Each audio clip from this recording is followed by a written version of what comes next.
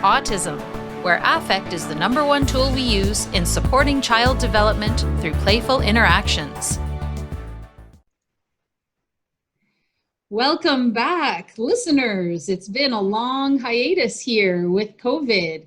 I'm back to record the first podcast at affectautism.com. This week, I have with me a delightful new colleague of mine, Colette Ryan. She is a DIR expert training leader. She's the parent support specialist at ICDL Livingston, which is ICDL's new therapy center, the Interdisciplinary Council on Development and Learning, the home of DIR Floor Time, which is what we talk about here at Affect Autism. She is a New York State endorsed mental health, infant mental health therapist and an infant mental health fellow at Montclair University in New Jersey.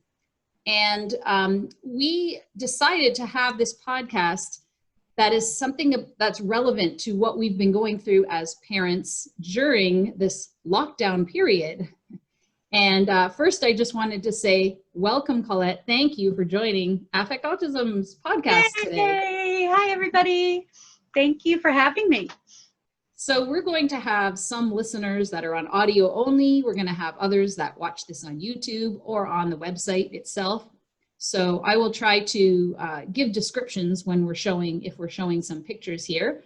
But just to give you guys some context, during this lockdown, I've been doing the online parent support drop-in for ICDL, and it's every Monday at 1 o'clock Eastern time. For anyone that wants to sign up, you can go to affectautism.com/events. And it's really picked up during this lockdown, as Colette knows. And Colette's been doing mini seminars every Thursday morning at 10 a.m. Eastern time. And I've attended all of those as well. And it's been such a great support for parents who are at home trying to navigate this full-time care for our kids who are often in either school or some kind of care setting, and now they're home with us 24/7. What do I do? What do I do? Right. Yeah, and I mean, everybody has benefits and challenges that have come with that. I've certainly seen a big developmental leap in my own son's growth over this time, just from being at home and relaxing. And one thing that we've noticed in the parent online group and in these mini seminars is parents have been struggling sometimes with how to get their kids to do what we want them to do, which of course, a lot of parents struggle with that in general. Yes. And of course, there's always a challenge when we have autistic children who may have sensory challenges. They may have they may be at a different developmental stage than we are interacting with them. So it may be hard for us to understand and meet the child where they're at and really be able to attune with them and all the wonderful things we talk about in the developmental individual differences relationship-based model here. And one of the big themes that popped out was meaning making. Yes. And Colette did a wonderful mini seminar on it. And we had a very interesting example, which I think is just one sample of the many examples that parents have shared, right, where a parent had an assignment from a teacher to do with their autistic child, and it said, ask the child to go get a tissue. And the parent struggled with why my child couldn't go get a tissue. And it was this is a very obvious example. The child didn't know what a tissue was. Right. But that really opened up a different line of thinking for me. And that's what I love about this DIR model, is that I'm always learning more and more from it, from different angles, looking through different lens, about how we really make so many assumptions about our children when we speak with them, and we just assume that they know what we're talking about. Right. And on the podcast, I've given this example a few times around timing and sequencing, which is another topic, but just assuming that our kids know what it means when we say in a month from now, in 3 months from now, in a week from now, in a year from now. And sometimes I notice my son will say to me, I'll say, Dada will be back in 3 hours. And then he'll come and he'll say, how long is 3 months? And I know what he's meaning is he's trying to figure out when dad is coming back, but he said months instead of hours. Right. And it's just clear he doesn't really have that concept of time yet. So I would love for you to tell us a little bit about meaning making and where we can learn from this within the DIR model. Thank you so much for that. I think that we have to understand that we know what words mean because we've had experiences with them. So we know that red is that pretty color and it's on an apple and maybe it's on my clothes or my shirt because we've had experiences with red. Many times our kiddos haven't had that many experiences maybe with red or experiences with a lot of other things in their world that we think, oh, just go get the tissue. And we forget there's no meaning making there.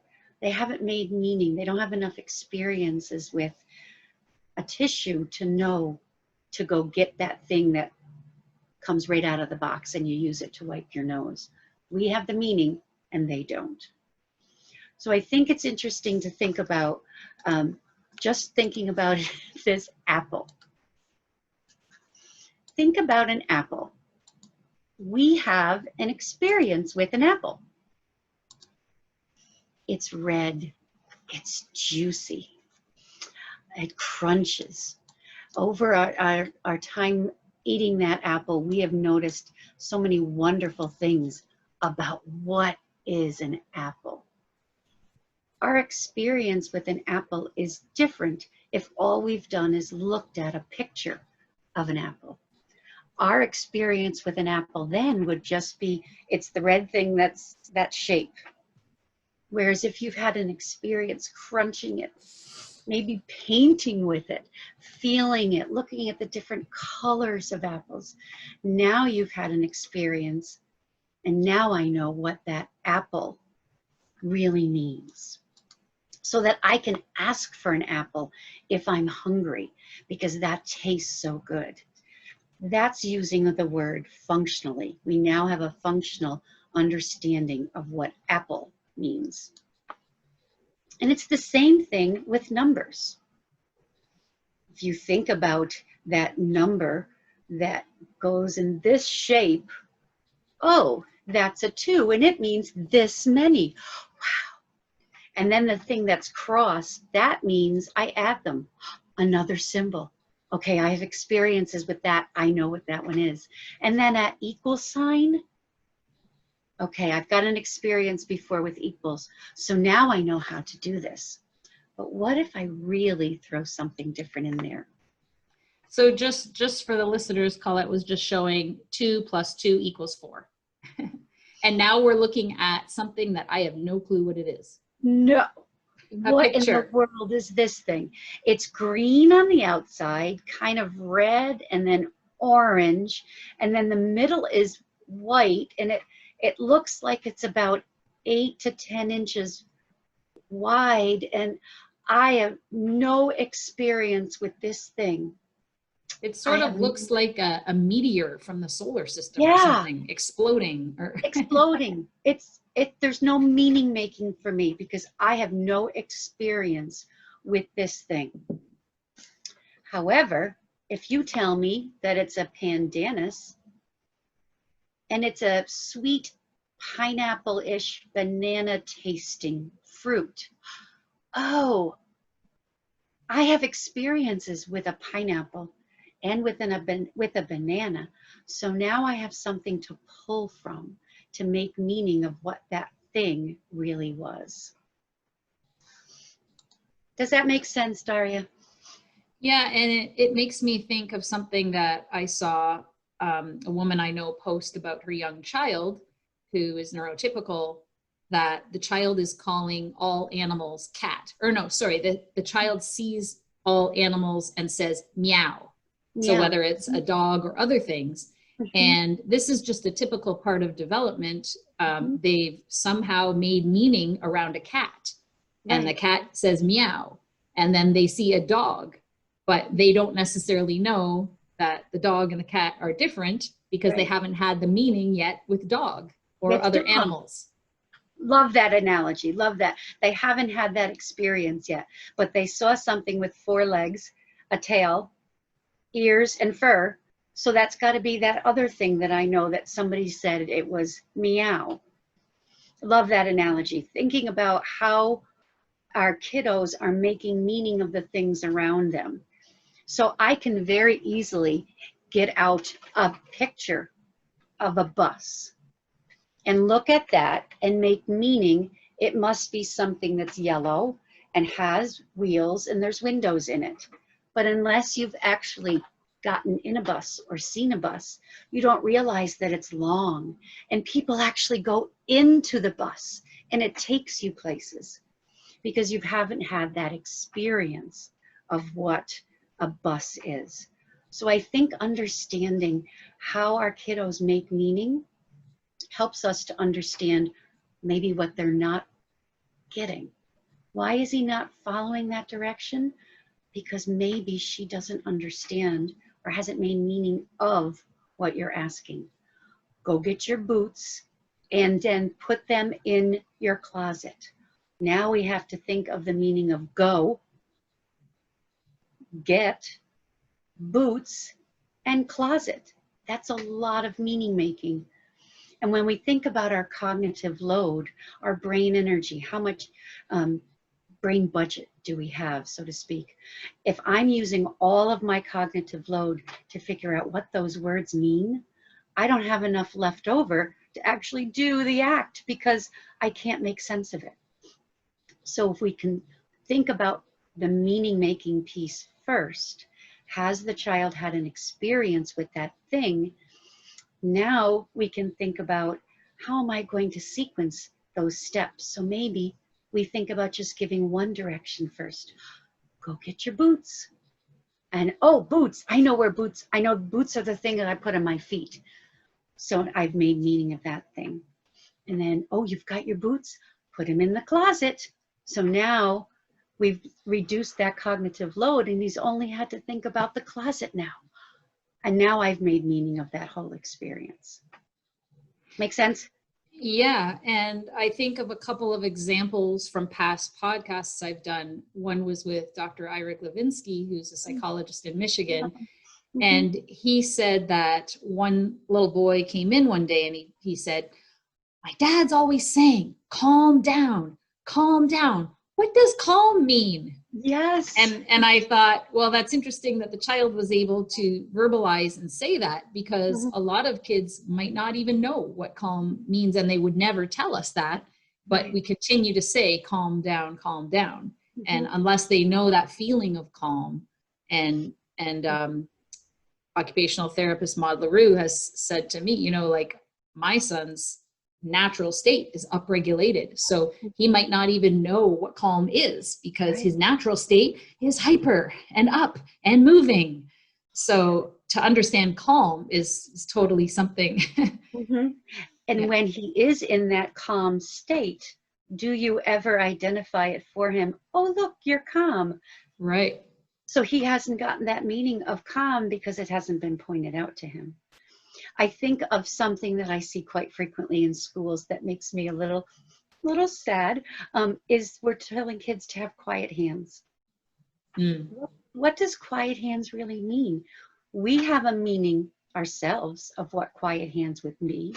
If I can think about the word quiet, it means no sound, nothing around. So we can infer, oh, quiet hands must mean no sound from my hand. But we're adults and we can reflect and use logical thinking. For some of our kiddos, we're saying quiet hands and they have no meaning for it. And then they end up getting reprimanded or in trouble for not having quiet hands when they have no meaning for what that means. And it still blows my mind that people still try to say stuff like that when it's our children regulating. My son's constantly flapping and when he gets excited, always doing that. And if anyone ever said to him, quiet hands, I think I'd lose it on them. But yeah, unfortunately, there's a lot of places where that's not the case still. Right. And I think something that you just said is really important to understanding meaning making, and that's about reading cues. We need to be really good cue readers and cue senders as the adult in the interaction. We need to be able to pick up on the cue. So Daria, if your son is flapping his hands, that could be a cue to you. Oh, are you really excited about this? So now you're putting meaning to the situation. For another kiddo, that could mean, oh, you're stressed. This is too much for you. All right, let's move over to a different seat. And so we've made meaning of the situation with and for the child, which adds now to their ability to regulate. Oh, if I get excited, I can just do this. And mom knows. Mom has the meaning too. So it's really important that we become good cue readers and cue senders. So I want to just bring us to that slide so we can see about cue reading and cue sending. So Colette is going to be showing a slide now, which if we're on audio, we won't be able to see, but it's just giving indications of, well, I'll let you describe it. Yes. So we all want to be really good cue readers and cue senders. And that helps meaning making so beautifully when we can be a good cue reader and a good cue sender. So I'm going to send a cue right now to Daria, and we'll see if she's a good cue reader. Hi. Hi. There we go. I was a good, strong cue reader then. I sent a really strong hi. Daria read my cue and was able to respond to me. We made meaning of that interaction really strongly. It was pleasurable. We had a shared experience. What happens if Daria is a really good cue reader, but I'm a really poor cue sender? So I might say, yeah. And What is it, Colette? Daria's going to really try hard. And if you were able to watch her, you saw that she actually came closer to me. She's trying really hard to figure out what my cue is. She's a really good cue reader in that instance, but I was a poor cue sender. So Daria had to work extra hard in order to figure out, oh, you're trying to say hi, and then she could respond back. So what she did was make meaning for me of my, oh, you're saying hi, hi. So now I have a meaning for that attempt. If I was a strong cue sender, but Daria was a weak cue reader, I could say hi, and Daria might be looking all around because she wasn't in that moment a really good cue reader. So what I might have to do is what she did, come closer. Hi, and use more affect. Hi, and maybe that would help her become a much stronger cue reader in that instance. The really difficult interactions that we have that don't make a lot of meaning is with a weak cue reader and a weak cue sender. And those usually need an adult facilitator to come in and help make meaning. But it's through reading these cues that we can help kiddos make meaning of the situations that they're in. If I use this, and I apologize beforehand, I have a really big affect. So if you're watching, sorry. But if I'm with a kiddo and I'm like this, wow, that's so good. They're making meaning of that interaction as something pleasurable, something happy. We're having a good time together. If I'm crying or if I'm really sad, that situation for that individual is going to have a meaning that might be more negative. So even just using our affect to help make meaning is important for our kiddos.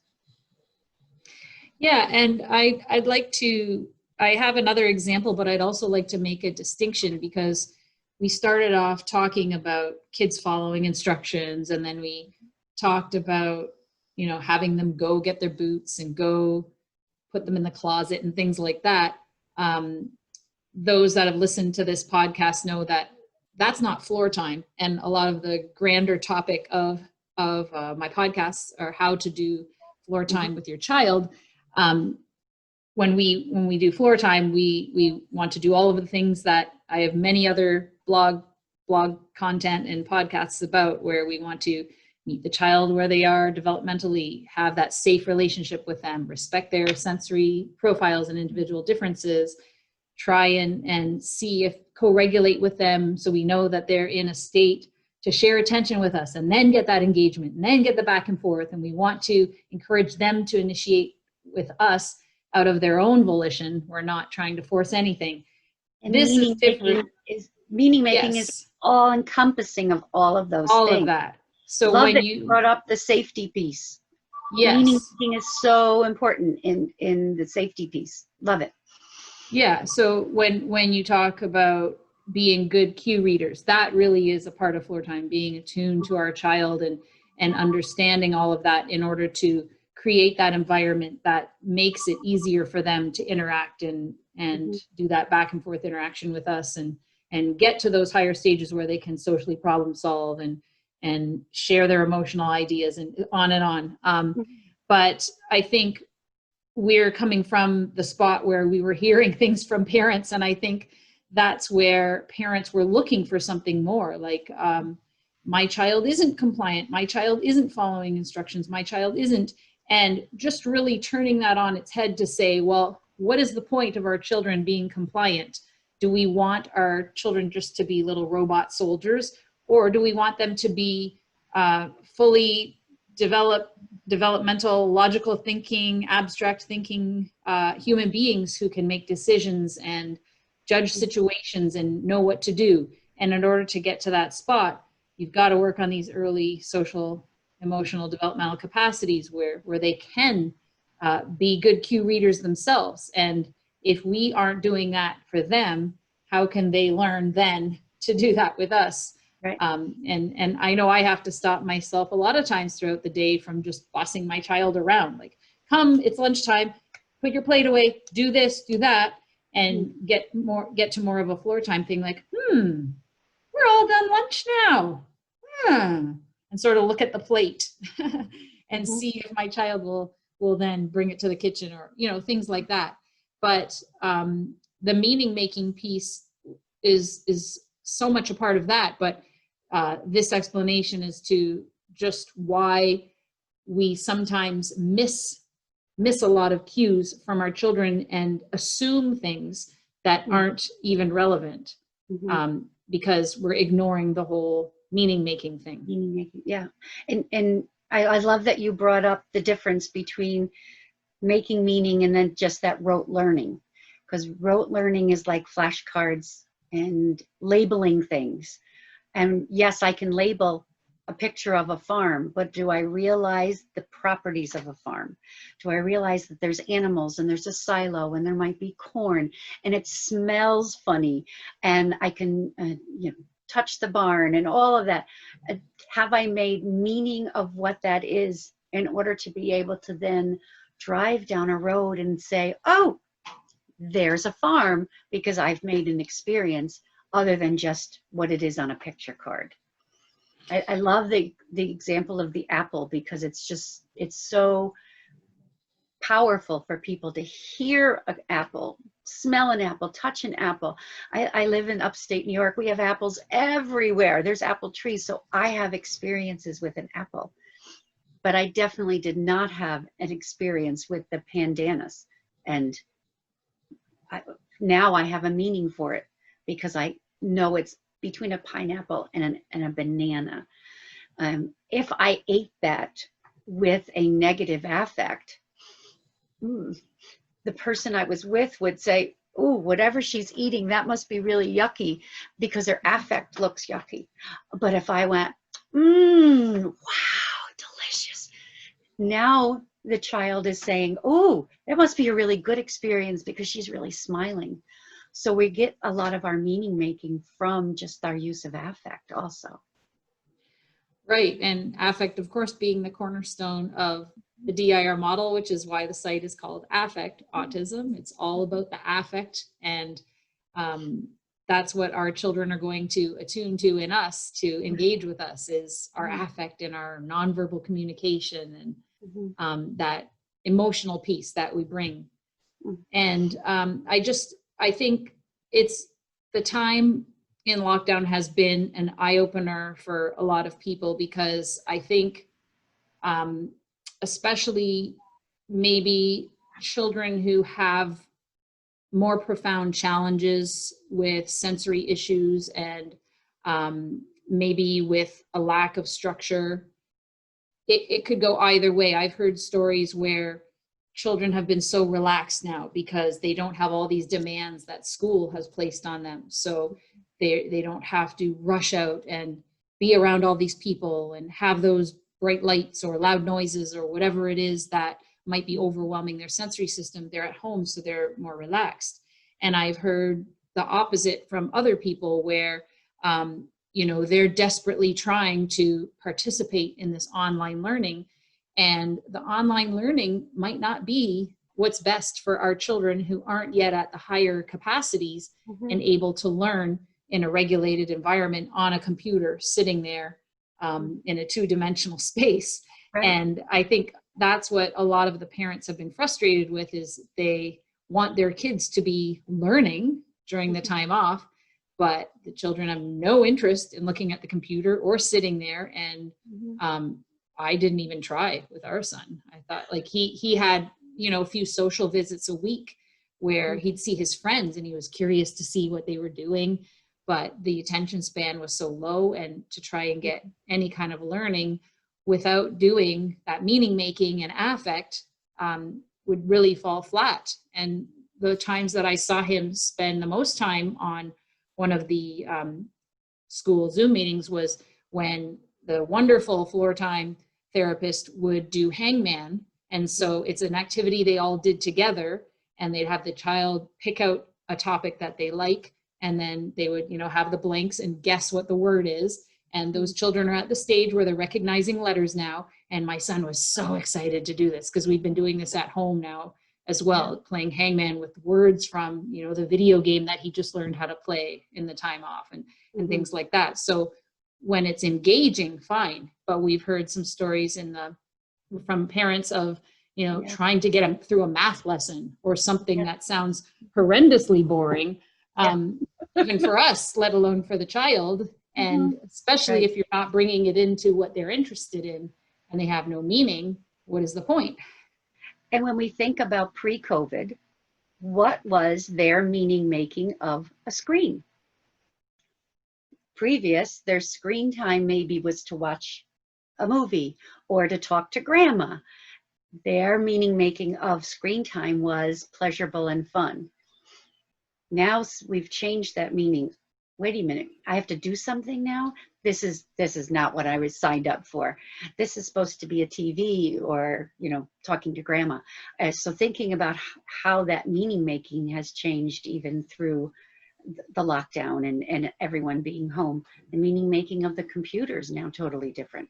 Now it's sometimes a stressful thing for our kiddos to have to relate to, because there's not enough affect there for them. There's not enough of something to grab onto. We have those wonderful mirror neurons in our brain that help us to get an understanding of a situation by looking at the other person. Well, if mom or dad or caregiver are so stressed about having to be on the computer and learning, well, there's some meaning making that's going on there too. This shared experience is not pleasurable. It's not fun. And so that's what the kiddo is going to pick up on also. Not to say that we shouldn't have online learning, but we might have to tweak it a little bit for our kiddos, particularly as Daria mentioned, the kiddos at the lower capacities. They have to have meaning making around what's going on the screen. So just because you're showing a picture of 2 + 2 = 4 without meaning making of what a 2 is, what a plus is, what even a 4 is, that's going to be very difficult. Yeah, and I know we've had some family calls online, and it's very stressful for my son because everybody's sort of looking at him and wants him to say something, wants him to do something, and he'll sort of come look, and then he'll be like, ah, and run away. And the one thing that enticed him was someone put that space background. You know, it's one of the default virtual backgrounds in Zoom. And he was saying, my in-laws have a dog. He was saying, you know, so-and-so is in space. And he thought that was cool to look at. But even that got boring by the next Zoom call. You know, I think maybe a couple of times it was interesting. And then the next time, nope, I don't want anything to do with this. I feel like I'm being put under pressure. And I think that's just that theme in general of having these expectations that, yeah, Colette just showed a background of her puppy dog. Having those expectations, I mean, you know, it also, it frustrates me when parents expect that our kids are different than any of us. Like if anybody puts expectations on me that are too much for me, I don't like it either. No. So why don't we extend the same respect back to our kids? But the problem is we have certain expectations in our mind of maybe what an 11-year-old should be doing, could be doing. And instead of looking at our child where they are developmentally, what their individual profile is, maybe this wasn't hard for you growing up, but it is challenging for your child. And vice versa. Our kids have amazing ideas and everything, and just finding the way to get into that world and share those experiences. I know I did a podcast with Jahan once about, it was about scripting and speech and language, but she gave a wonderful example of meaning making of a child who, now I don't, let me see if I get this correct. It might be off. So if anyone goes back and listens to this podcast, because I'll link to it in the blog post, the story may be a little bit different, but it was something like the child, she was going to reach up high on the bookshelf or something, and someone said, careful, careful. And the child said, it's raining, it's raining. And so what Jahan realized from talking with the caregiver was that one time on a school field trip, they were all off the bus, they were out, and it started pouring rain, and the teachers went, it's raining, get back on the bus, get back on the bus. So the child, because that's such a high affect experience, right? That's what our brains remember. And this is true for anybody. We remember highly charged emotional memories. That's what we're going to remember from our childhood. And this child remembered this rain, it's raining. So for her, that was be careful, be careful. So when anyone said be careful to her, it's raining. That's what she said. And so Jahan's point was, parents sometimes say, oh, they say things that don't mean anything. No, it always means something. You just got to figure out what it is. And our son does the same thing. Yeah, we have to be good cue readers. The cue might not be what we expected, but it's there. And I can almost guarantee you that there's meaning in everything that kiddos say. It's just may not be understandable to us just yet, but keep working at it. Give it time. Now, what about for parents or caregivers or therapists, providers, that healthcare providers that are listening that maybe have older children that we're talking about, even adolescents or young adults, where a lot of the examples we gave might be really focused on young children, like, oh, this apple's so tasty. And you know, I hear some of the parents say, well, I can't talk to my child like that, or they're going to think I'm talking like to a baby, and my child's 13, 15, 18, 20, whatever it is. But there's still, and of course, depending on which developmental capacity the child is in, where they are developmentally, it's going to vary. But what kinds of things can you suggest to parents around meaning making with the older population? For the older population, I think it really comes down to having shared experiences where you both have the same meaning making from that experience. So if you're at a concert and it's a Dave Matthews concert and you love Dave Matthews and it's so good, and you brought your child with you and they don't really like Dave Matthews, that's not a shared experience where we can make meaning together. But maybe if you go to a Garth Brooks concert, well, now we've got a shared meaning because we both really like Garth Brooks. So the meaning that was made from that interaction was positive, it was happy, it was exciting. Whereas the Dave Matthews one might have been stressful. That meaning making was a little bit harder. Thinking about activities that older kiddos might like to do.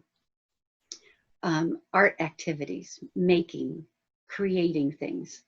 When we think about art for ourselves, we can come up with an idea. We can think, oh, I'm going to draw a picture of an apple or a frog or whatever it's going to be. And we have made meaning of those things. So when you're working with a child who you're doing an art project with, or if you're doing one with your child, and if you're going to say, oh, let's draw a picture of a boat, the child has to have an understanding of what a boat is. Yet teenager needs to have an understanding of boats go on the water in order to draw a picture of a boat. So I think the meaning making for art projects needs to be things, we need to have an understanding of, can the child come up with an idea, or do we need to give them a prompt? A picture, going out to look at boats, going to a lake and actually riding on a boat. Now the child has an experience of the boat and can draw a picture of the boat. So thinking about having experiences that the child or the teenager can pull from in order to do those activities with. Let's go skiing. Well, what is skiing? Are you talking about water skiing or snow skiing? So having those experiences so they can make meaning, so that we can say yes or no if I want to go, if I want to be part of that activity. So that just made me think of a couple of examples for meaning making. Instead of describing them, I'll just jump in and give the first one. So this is an example of how we could use meaning making to do floor time, or to, we always say, challenge the child up the developmental ladder in a playful, fun interaction. So this is gotta be 5 years now, at least 4 years ago. We were on a vacation at a train store. My son loved model trains. He still does. It's less of an over-encompassing interest than it used to be, but it's still there. So we were watching, they turned on the model train in the store for my son. So it's going round and round. And I said, and I don't remember which it was, but I said, oh, look, there's the Hudson. And it wasn't a Hudson, it was a Pacific. And my son said, no, Pacific. And that's just the type of train depending on the wheel configuration. Right. So instead of a 264, it was a 246 or whatever. I already forget, but I used to know. So anyway, it became this funny thing that my son would bring up all the time. And it was amazing to me how he brought it up in such appropriate contexts in different situations. So, you know, he reminisced on it at the time, like, ha ha, mama thought it was a Hudson, but it was a Pacific. Ha ha ha, silly mama. So I, of course, you know, hammed it up like, oh, silly mama, I thought it was a Hudson. Oh my goodness, silly mama. So then I can't remember, you know, offhand what it was, but many times, and still to this day, if something happens and I mislabel something or we get something wrong, right away he says, mama thought it was a Hudson, it was a Pacific. Like he says that. So he's taking that meaning from mama being silly, messing up, to, oh, she's doing it again with something else. And I love that. And then it makes me think of another example to ask you about, because I bet there's parents out there saying, well, you know, sometimes I have no clue what my kid is interested in.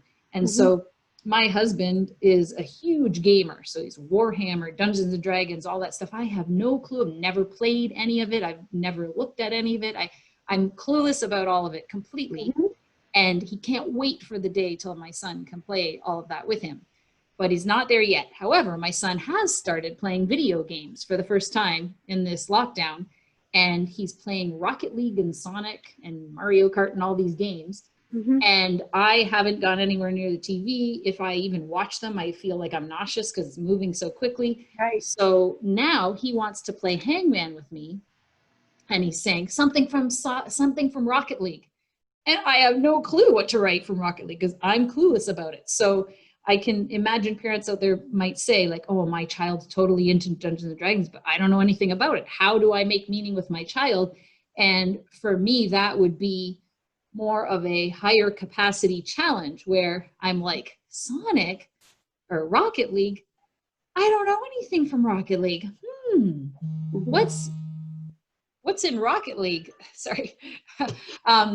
What's in Rocket League? Oh, I don't know. And just sort of do that playing clueless to the point where you're trying to find out. And in this case, I really am clueless, trying to find out some more information and use that to get back and forth interactions and use that to facilitate floor time. Like, how can we talk about this and get 100, 200, 300 back and forth interactions to really challenge our child to think and have to explain? Because if my son goes out into the world and at school says, that's not a Hudson, it's a Pacific, ha ha ha, nobody else knows what he's talking about. Like, me and him know, and dad knows because he was there too and he heard about it for the last 5 years, but nobody else knows. So I was wondering if you have some thoughts about that. First, I wanted to commend you on your example about not knowing the Pacific and the Hudson and making it playful. Your affect made it more of a positive thing. So making mistakes then, now the meaning making around a mistake is, I made a mistake. It's okay. And that's going to stay with him for a long time. So way to go. When it comes to all those video games, I'm so clueless. I have no idea also. The one that a few of my kiddos are doing right now is Minecraft. It goes right over my head. So I have no meaning making with it.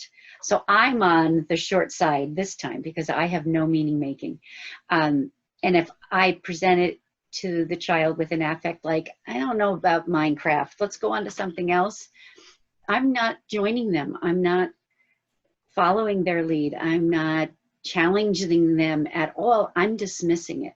And what's the meaning that they've made from that interaction? Oh, Colette doesn't want to have anything to do with Minecraft, and I can't talk to her about it because that was a negative affect. But if I can go, wait a minute, Minecraft? Okay, tell me more.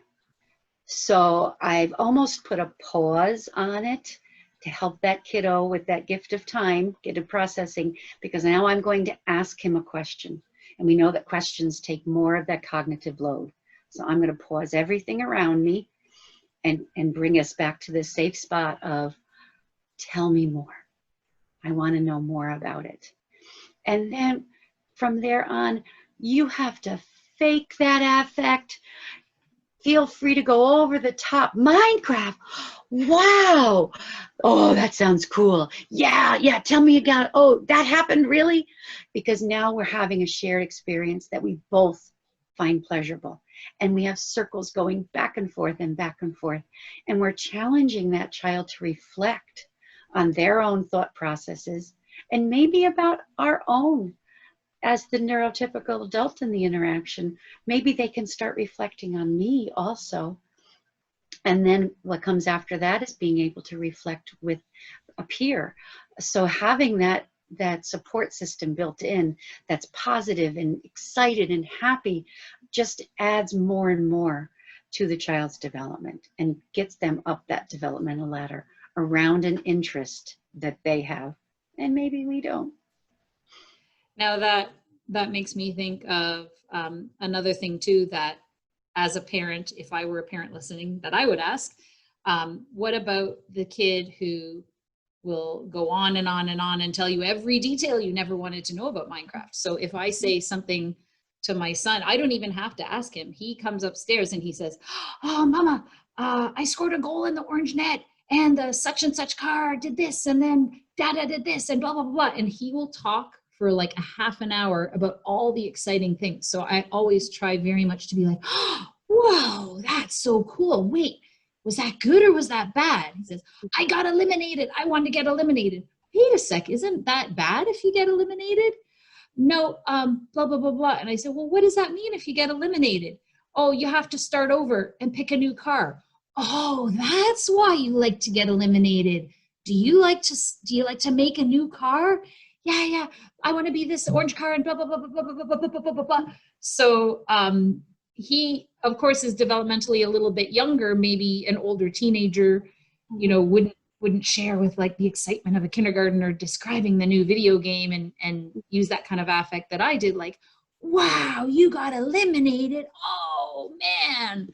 But with an older child, like you said, you could do the same kind of thing. Like, wait a second, I don't get that. Like, what's so fun about Minecraft? Like, what do you do? What's the point? Like, are you on a team? Or are you playing by yourself? And, just getting that conversation going and really being genuinely curious about it. Because I think they can sense that if you show genuine curiosity. Totally agree. I'm thinking about your idea of your son with the car and the eliminating. You have made meaning of being eliminated as being a negative thing. He has made meaning of being eliminated as, I get to have a new car. So joining him on his affective response to being eliminated. And then as he gets older and he can reflect more, go to those higher capacities, then you can reflect with him. Ooh, you got eliminated? Isn't that a bad thing? But I'm thinking about the kiddos who, and I'll use Minecraft again, because I don't know the names of many other of the video games, but if I'm going to use Minecraft again, so we can have these wonderful interactions around Minecraft. This is great, but we can also expand that into other areas. So we can count, we can add it to our math skills. Okay, if I go this fast, I can get this many points. If I go that fast, I can get that many points. But wait, I better go this fast because that one's more. So now we can get our math facts in. We can also do some of our language work with it. Oh, let's write a story about what happens at the end of Minecraft. We can change the ending of a Minecraft movie if there's a Minecraft movie out there. We can take Minecraft characters and do I think they're called still shot movie, where you can almost like claymation. So even if your child has such a narrow focus on something, we can make meaning of other things for the child through their love of Minecraft or trains or Mickey or whatever else they're interested in. We can make meaning beyond just this meaning. We can add meaning to other things also through their interest. Absolutely. There's so many different ways, like even with model trains, counting the wheels, counting the coach cars on the train, figuring out, addition, multiplication, and then you can get into painting, fine motor skills once they get to that stage, modeling, like the speed of the train. Train schedules. Yeah. You can geography by looking how long does the train take to get to Montreal. Oh, okay. And what are we going to see on our way to Montreal? So the idea of these narrow interests, I know they're scary for parents. I know that it's really hard. Oh, he's going to talk about Minecraft again. But thinking about how we can expand it to make meaning in other things through their interest. And then we can have a broader conversation about our play together and our interactions. And I just thought of something else too, how I noticed this especially in younger neurotypical children. So I would bring my son to the park to play, and I can't think of a specific example, but he would do something with something that was not the right way to play with it. So that little kid in the park will say, no, that's not how you do it, blah, blah, blah, blah, right? And little kids are like that, right? Once they learn things, they want to tell others how to do things the right way. And that that can be difficult for our children who play differently. So in that case, maybe we want to expand the neurotypical child's world where, well, maybe we can do this a different way. Let's see, what do you think he likes about doing it that way? Well, I wonder why. But what about if our children aren't with us and they are with peers and they're on their special interest and they're doing something, and peers are trying to say to them, no, that's not the right way. And our children are maybe left, sort of frozen because they're not being included or their way isn't being respected. We have to help kiddos make multiple meanings around those special interests so that they can be more flexible. But that flexibility comes with the higher capacities. So we may not be able to provide an easy road for our kiddos if they're still at some of the lower capacities, maybe 1 through 5. When kiddos get to 6, 7, and 8 and 9, it's a little bit easier for them to have that flexibility. So we just have to pave the road, I think, for our kiddos at the lower capacities, and maybe do some role playing and provide them with those experiences also. So anything that you can think of that somebody else might say about their interest, have that role playing and see if we can provide that experience of how can I make meaning of what I love when somebody else is telling me something different about what I'm finding so pleasurable. And I think it's going to, I don't want to sound like a broken record, but everything goes back to meaning making. If I have a meaning for what we're talking about, then I can be in this interaction, be comfortable, feel safe, feel regulated. But if someone's going to bring me something I have no experience with and just ask me to identify it or repeat the word or say please, say yes, say no, if I don't have a meaning for those things, then I'm going to get in trouble because I don't know what I'm supposed to be saying in that instance. And that's where I usually get into trouble. Well, I get in trouble all the time, but I get into trouble with a lot of families because I ask them to not use please and thank yous at first, because there is really no meaning making at the lower capacities for please and thank you. Please and thank you. Manners are, by its own definition, something that you do with others when you're relating. Comes to the higher capacities. The lower capacities, if we wait for them to say please or thank you, we're just basically cueing them, and they're reading the cue and thinking, oh, I got to do that thing again. But there's no real meaning making to it. Yeah, and I think the key thing that you said there is the role playing, because I think it might be the tendency for some parents to say, if you get into a situation like this and this kid says this to you, then this is what you should say, and blah, blah, blah. And that just sort of right over their head. But if you actually, and I like how Dr. Greenspan, who originally created the DIR model in floor time, he always talked about doing these kinds of things in a safe, calm place with those that you're most comfortable with. So that's why we're doing floor time at home with parents who are in a comfortable time when we're in a good mood, we're not hungry, we're not tired, we're not distressed about something.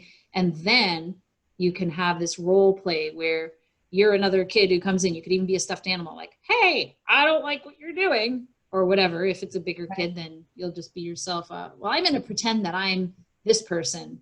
And enacting it out really takes it one step away from reality as well. So it's not as direct pressure on the child, but then it's also practice for real life in a playful setting. Right. And I love how you brought up that those emotions of when you're tired, when you're sad, when you're angry, those are meanings that you have made. So when someone has asked you, how are you feeling today? You have to have meaning making of the word, oh, I'm pretty good today, or I'm sad today. So again, all roads lead back to meaning making. And when we think about asking our kiddos how they're feeling, or experiencing these emotions, it comes back to those playful interactions that they've had at home with us, where they've been able to safely play out anger, safely play out aggression, anger, sadness, frustration, happiness, excitement. And now we've helped them assign a meaning to it. Definitely. And I'll give one last example before we sign off. My son watched a few months ago, now he hasn't watched it in a while, but he started watching that Daniel Tiger.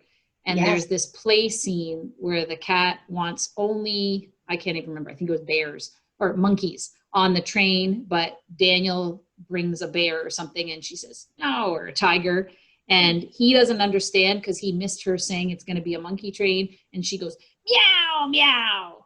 And my son, to this day, we're still doing that. So if he gets really angry, I'll say, meow, meow. Or if he does something and I'm getting frustrated, to let him know that this is frustrating, I'll say, meow, meow. And right away, he laughs and he says, Katerina was angry at Daniel Tiger. Like, he always references that. And I thought that was such a good cartoon that he saw, because it really helps express. And then they break into song, like, use your words, blah, blah, blah, some song about using your words. But it was such a good demonstration for him, even though it wasn't real life. Like, even if dad is grumpy and hasn't had his coffee yet and like grumbly or something, I'll say, oh, dad has meow, meow right now or something. He hasn't had his coffee yet. and it's just a fun way. Yes. Yeah. Yes. Yep. Yes. So what can we do for meaning making for families? How can we enhance our meaning making? And the first thing we can do is to treat everything with intent. And then we want to use that experience to make meaning by using your affect and your body language. So if we go back to your example, he said meow, meow. You treated that with intent. You added the affect and the body language. You came closer to the camera when you did it, and you went meow, meow. So now we have that meaning making of it.